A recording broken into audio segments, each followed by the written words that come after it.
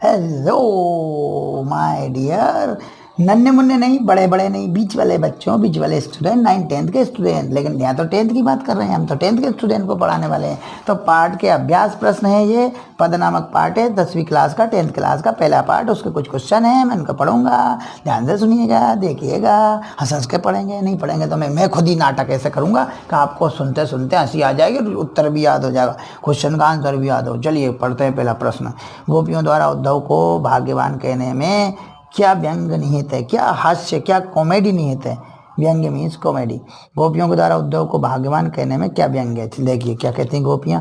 गोपियों का उद्धव को भाग्यवान कहने में यह व्यंग निहित है, यह व्यंग समाय है, यह व्यंग मौजूद है, यह व्यंग प्रेजेंट है, उपस्थित है, यह व्यंग उपस्थित है भाग्यवान कहने में कि वे अत्यंत भाग्यहीन है, अभागे हैं, भाग्यवान नहीं है। भाग्यशाली तो ताना मारने के लिए बोला है कि आप तो बड़े भाग्यवान है। नहीं, जो भाग्यवान वही होता है जो प्रेम को समझे, प्रेम को अपनाए। ये तो प्रेम को अपना ही नहीं पाए, इसलिए भाग्यहीन है कि जो प्रेम का पूर्ण अवतार उनके पास रहता है, वो उनके साथ रहते हैं और उन्हीं से वो प्रेम नहीं सीखे, वो तो योग सीखते रहे। तो भाग्यहीन है, बड़े अभागे हैं, क्योंकि रूप सौंदर्य और प्रेम के साकार रूप श्री कृष्ण है।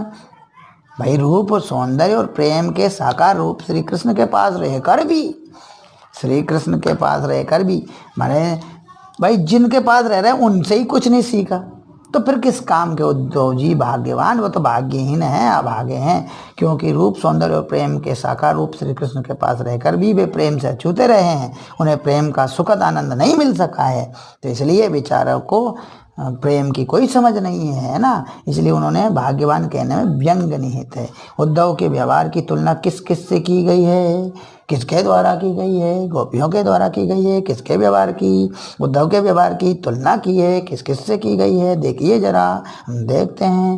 गोपियों ने उद्धव के व्यवहार की तुलना कमल के पत्ते और तेल की मटकी से की है कि कमल का पत्ता पानी में डूबा रहे फिर भी पानी का दाग नहीं लगता, तेल की मटकी के ऊपर पानी गिरता रहे, पानी में डूब ही रहे तो भी पानी का एक दाग नहीं लगता। इसी तरह उद्धव जी भी प्रेम के और सौंदर्य रूप के साकार अवतार, रूप सौंदर्य और प्रेम के साकार अवतार श्री कृष्ण के पास रहकर भी प्रेम की बूंद से अछूते हैं, उन पर प्रेम की बूंद का एक असर नहीं हुआ। जैसे कमल का पत्ता तेल की मटकी जल में डूबे रहते हैं पर उन पर पानी की एक भी बूंद नहीं टिक पाती, वैसे ही उद्धव प्रेम के साकार रूप श्री कृष्ण के पास रहकर भी प्रेम से अछूते हैं, प्रेम उन्हें छुआ तक नहीं, प्रेम का कोई असर नहीं उन पर। बिल्कुल गलत नहीं। चलिए, गोपियों ने किन किन उदाहरणों के माध्यम से उद्धव को उल्हाने दिए, ताने मारे, है ना। ताने मारे, उल्हाने मीन्स ताने। गोपियों ने कई उदाहरणों के माध्यम से उद्धव को उल्हाने दिए, ताने मारे। प्रथम वे उद्धव को बड़भागी कहती हैं, जबकि यह तो ताना था, बड़भागी नहीं थे, अभागे थे। ये कहा उन्होंने, कहना बड़भागी कह दिया पर उसके पीछे जो छिपा हुआ अर्थ है वो अभागा है, भाग्यहीन है। जो श्री कृष्ण के पास रहकर भी प्रेम और आनंद से वंचित है वो तो अभागा है, बड़भागी नहीं है। पर कहा क्या कि आप तो बड़े भाग्यशाली हैं जो श्री कृष्ण रूप सौंदर्य और प्रेम के अवतार उनके पास रहते हैं, फिर भी आपके पास प्रेम की कोई समझ नहीं है, प्रेम का एक बूंद भी नहीं आया आपके पास, तो बिल्कुल अभागे हैं। वे कमल के पत्ते तथा तेल की मटकी की तरह जो पानी में डूबे रहते हैं पर पानी की एक बूंद भी उन पर नहीं टिकती। जिनसे सांत्वना की अपेक्षा की थी उन्होंने योग का संदेश देकर पीड़ा को और बढ़ा दिया। जिनसे सांत्वना की यानी मन अशांत थे उनको शांत करने की अपेक्षा थी, उन्होंने योग का संदेश देकर मन को और अशांत कर दिया, और पीड़ा दे दी। सांत्वना नहीं दी, अशांत कर दिया, अशांत्वना दी, और बढ़ा दिया पीड़ा को। उन्हें योग का संदेश कड़वी ककड़ी की तरह कटु लगा, कड़वा लगा। उन्हें योग का संदेश कड़वी ककड़ी की तरह कड़वा या कटु लगा। उद्धव द्वारा दिए गए योग के संदेश ने गोपियों की विरह अग्नि में घी का काम कैसे किया। मैंने एक तो वो विरह में जल रही थी, विरह की अग्नि तो उनके अंदर जली रही थी, ऊपर से उद्धव जी आए और योग का संदेश दे दिया, तो इसने उस अग्नि को और बढ़ा दिया। यानी अग्नि जल रहे अगर उसमें घी डाल दो तो अग्नि और बढ़ती है। तो ऐसा ही उद्धव के योग संदेश ने भी काम किया कि विरह की अग्नि में तो वो जली रही थी गोपियाँ, और उन्होंने उपदेश जैसे ही दिया योग का, तो उस योग के संदेश ने विरह अग्नि में घी का काम किया। चलिए देखते कैसे श्री कृष्ण को एकनिष्ठ प्रेम करने वाली गोपियां विरह की पीड़ा को इस आशा में सहन कर रही थी। एक तो विरह की आग में जल रही थी और उस विरह की आग में जलते हुए उस पीड़ा को सहन कर रही थी और इस आशा में सहन कर रही थी कि एक ना एक दिन श्री कृष्ण लौट कर आएंगे और हमें अवश्य दर्शन देंगे और हमें अवश्य दर्शन देंगे। कौन देंगे? श्री कृष्ण देंगे। इसी आशा में वो सहन कर रही थी। किसको सहन कर रही थी? विरह की अग्नि की पीड़ा को। और इसी समय उद्धव जी आए और उन्होंने विरह की पीड़ा को शांत करने की बजाय, मन को संतुष्ट करने की बजाय, मन को सांत्वना देने की बजाय उन्होंने तो योग का उपदेश दे दिया। तो बेचारी और उनकी विरह की पीड़ा बढ़ गई, विरह पीड़ा की अग्नि बढ़ गई। तो इस विरह की पीड़ा की अग्नि को भड़काने का काम या आग में घी डालने का काम उद्धव जी के योग संदेश ने किया। परंतु यहाँ इसके विपरीत होता है। श्री कृष्ण के द्वारा भेजे गए उद्धव, श्री कृष्ण के द्वारा किसको भेजा गया? उद्धव को। तो उद्धव ने गोपियों को योग का मार्ग अपनाने और श्री कृष्ण को भूल जाने की बात कही। उद्धव ने गोपियों को योग का मार्ग बताया और कहा इसको अपनाओ और कहा श्री कृष्ण को भूल जाओ। भूल जाने की बात कहते हैं। उद्धव जी का यह कथन गोपियों को भी योग की आग में और घी डालने का काम करता है। उद्धव जी का ये योग संदेश वियोग की आग में घी डालने का काम करता है और उनकी पीड़ा और अधिक बढ़ जाती है, वो अग्नि और अधिक भड़क जाती है। मर्यादा ना लही के माध्यम से कौन सी मर्यादा ना रहने की बात की जा रही है? मर्यादा माने मर्यादा, ना लही माने ना रही के माध्यम से कौन सी मर्यादा की ना रहने की बात की जा रही है। मर्यादा ना लही के माध्यम से प्रेम की मर्यादा ना रहने की बात कही है। प्रेम की मर्यादा दोनों तरफ से रहती। एक अगर प्रेम दे तो एक प्रेम ले, और वो लेने वाला भी दे, देने वाला भी ले, ये मर्यादा रहती। लेकिन यहाँ तो एक ने लिया ही लिया है, दिया कुछ नहीं है। यहाँ ये गोपियों का वक्तव्य, गोपियों का कहना, मानना है।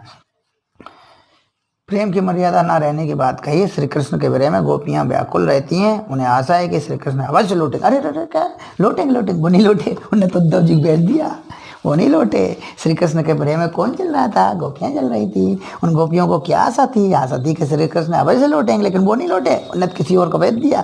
किसको भेज दिया? उद्धव जी को। क्या करने के लिए? श्री कृष्ण को भूल जाने के लिए, योग को का मार्ग अपनाने के लिए। लेकिन गोपियां तो वही एक निष्ठ प्रेम करती थी। जिनके मन भटके हों, भटक रहे हों, जिनके मन अशांत हो, उनको योग करना चाहिए, योग का संदेश अपनाना चाहिए। उन्हें तो उनका मन तो एक में ही रमा है, कहीं नहीं भटक रहा है, एक जगह।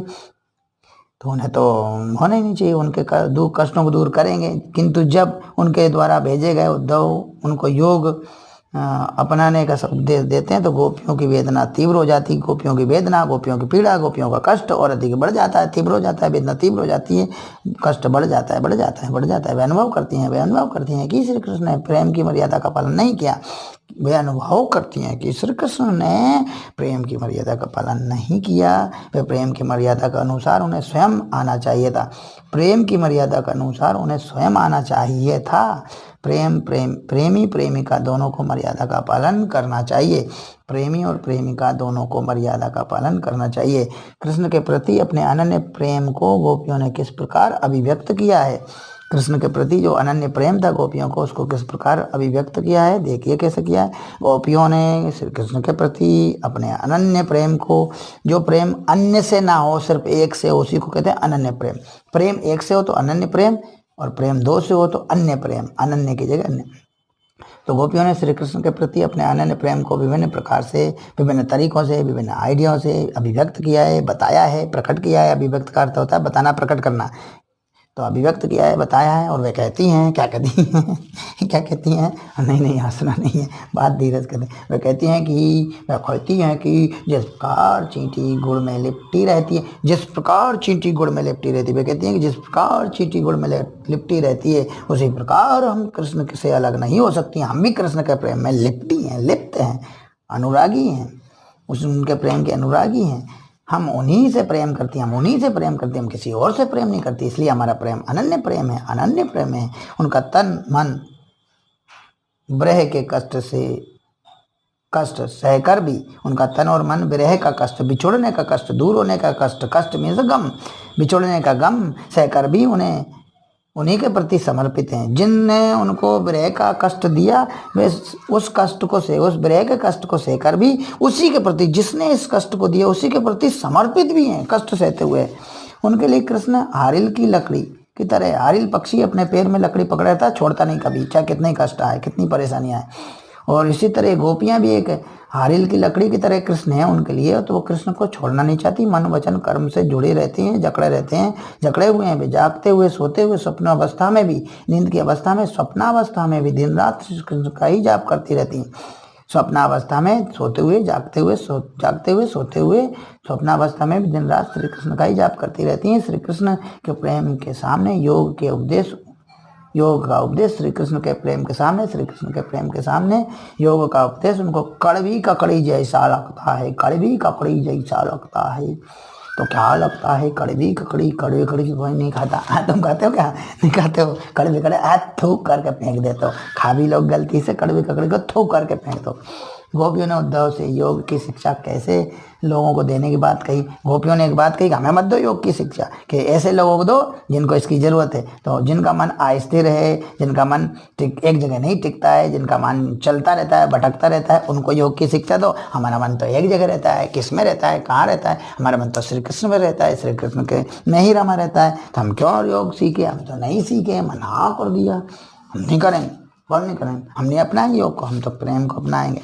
गोपियों ने उद्धव से कहा कि योग की शिक्षा उन लोगों को जाकर दीजिए उद्धव जी, है उद्धव जी, आप योग की शिक्षा उन लोगों को जाकर दीजिए जिनके मन अस्थिर हैं, एक जगह नहीं टिकते हैं, इधर उधर भटकते रहते हैं, उनके मन चलायमान है, उनको योग की शिक्षा दो। हमारे मन तो श्री कृष्ण में स्थिर हैं और श्री कृष्ण के रूप में ही विद्यमान है, हमारा मन तो नहीं भटकता है, तो हम क्यों लें योग की शिक्षा? हम तो नहीं लेंगे, हमें तुम्हारा उपदेश स्वीकार नहीं है, हमें तुम्हारा उपदेश तो कड़वी ककड़ी के लिए, ककड़ी के जैसा लग रहा है, हमें तो आपका योग का संदेश उपदेश कड़वी ककड़ी के जैसा लग रहा है, कटु लग रहा है, कड़वा लग रहा है। वहीं जाकर उन्हें यह उपदेश दो जिनका मन अस्थिर हो, हमें मत दो, हमारा मन तो स्थिर है, एक जगह किसमें? श्री कृष्ण में रमा है, हम क्यों लें? प्रस्तुत पदों के आधार पर गोपियों का योग साधना के प्रति दृष्टिकोण स्पष्ट करें। प्रस्तुत पदों के आधार पर योग साधना के प्रति गोपियों का नकारात्मक दृष्टिकोण है, योग के प्रति सकारात्मक नहीं है। वो योग को अच्छा नहीं मानती, क्योंकि योग एक तो कठिन भी है, दूसरी बात जिनका मन स्थिर होता है उन्हें योग की आवश्यकता नहीं, लेकिन जिनका मन अस्थिर होता है, जिनका मन चलायमान होता है, भटकता रहता है, उनको योग की आवश्यकता है, तो हम क्यों लें? तो उन्होंने मना कर दिया। योग के संदेश को सुनकर उन्हें कड़वी ककड़ी जैसा लगता है, जिस प्रकार कड़वी ककड़ी को त्याग देते हैं, थू कर देते हैं, फेंक देते हैं, उसी प्रकार वे योग को भी त्यज्य मानती हैं और त्याग देती हैं और कहती हैं हमें योग का संदेश मत दो। हम तो योग के संदेशों से उनकी पीड़ा, विरह की पीड़ा में और अधिक बढ़ जाती है और अधिक विरह की पीड़ा में जल रहे हैं। योग साधना को दूर भगाओ। उन्हें रोग लगता है योग साधना, किन्हें? गोपियों को रोग लगता है, बीमारी लगती है, जिसे उन्होंने ना कभी देखा है, ना सुना है, ना भोगा है। योग को ना कभी देखा है, ना सुना है, ना भोगा है, हम क्यों अपनाएं? हम तो जो दिखता है, जो सुनाई देता है, जो भोगा जा सकता है, उसको लेंगे हम तो प्रेम को। इसलिए वो उद्धव से कहती हैं कि इस योग के संदेश को उन्हें जाकर दीजिए। इसलिए गोपियाँ उद्धव से कहती हैं कि इस योग के संदेश को उन्हें जाकर दीजिए, देना दीजिए जिनके मन में चक्कर है, जिनका मन भटकता रहता है, जो भ्रम में है, जो ये नहीं चाहिए, है ना। तो ये हो गया गोपियों का नवा प्रश्न है। गोपियों के अनुसार राजा का धर्म क्या होना चाहिए? गोपियों के अनुसार राजा का धर्म क्या होना चाहिए? गोपियों के अनुसार राजा का धर्म, राजा का कर्तव्य, धर्म मीन्स या ड्यूटी, कर्तव्य, प्रजा के दुख दर्द का ध्यान रखना चाहिए, प्रजा के दुख दर्द का ध्यान रखना चाहिए, राजा का कर्तव्य है, धर्म है। वे मानती है कि राजा को प्रजाहित का पूरा ध्यान रखना चाहिए, प्रजाहित में ही कार्य करना चाहिए, राजा को प्रजाहित में ही कार्य करना चाहिए और प्रजाहित का पूरा ध्यान रखना चाहिए। राजा का धर्म है कि प्रजा किस तरह सताई ना जाए, किसी भी तरह से सताई ना जाए, ये ध्यान रखना चाहिए। 10वां प्रश्न आ गया है जी, क्या कहता है जी? तो देख लीजिए जी। गोपियों को कृष्ण में ऐसे कौन से परिवर्तन दिखाई दिए हैं? गोपियों को कृष्ण में ऐसे कौन से परिवर्तन दिखाई दिए जिनके कारण वे अपना मन वापस पा लेने या वापस लेने की बात कहती हैं? तो गोपियों को किसको गोपियों को किस में श्री कृष्ण में कई परिवर्तन दिखाई देते हैं। किसको? गोपियों को श्री कृष्ण में कई परिवर्तन दिखाई देते हैं। जब वे कृष्ण के विरह में परेशान थी, तब श्री कृष्ण का योग संदेश उन्हें मिलता है। एक तो कृष्ण के विरह में, बिछोड़ने के विरह में वो परेशान थी, ऊपर से श्री कृष्ण का योग संदेश मिलता है। इससे उनकी पीड़ा और बढ़ जाती है और यह श्री कृष्ण का योग संदेश उनके विरही मन में वैसे ही तो अगर पीड़ा की अग्नि जल रही थी, विरह अग्नि जली हुई थी, और इस योग संदेश ने उसने घी में, आग में घी का काम कर दिया, उस आग को, उस विरह की पीड़ा को और बढ़ा दिया। वे धैर्य धारण करे तो कैसे करे, उनकी पीड़ा तो बढ़ गई, उनकी विरह पीड़ा तो बहुत अधिक बढ़ गई इस योग संदेश के मिलने के बाद।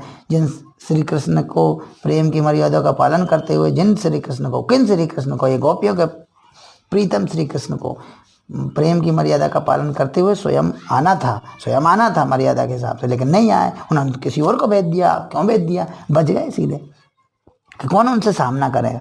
आना था, वे प्रेम को त्यागने तथा योग को अपनाने की कह रहे हैं। कौन कह रहे हैं? कृष्ण। और किसके द्वारा कहलवा रहे हैं? उद्धव के द्वारा। लेकिन बच के थे, हम क्यों आए, हम तो नहीं त्यागे प्रेम को, हम तो योग को नहीं अपनाएंगे। वे देखते हैं कि कृष्ण पहले ही बहुत चतुर और चालाक थे। कृष्ण चतुर चालाक तो पहले ही थे। अब मथुरा जाकर उन्होंने छल कपट की राजनीति भी पढ़ ली है। इसलिए वे अनीतिपूर्ण व्यवहार कर रहे हैं। इन्हीं कारणों से वे अपना मन वापस पा लेने की, या कृष्ण से अपना दिल और मन वापस लेने की बात कहती है।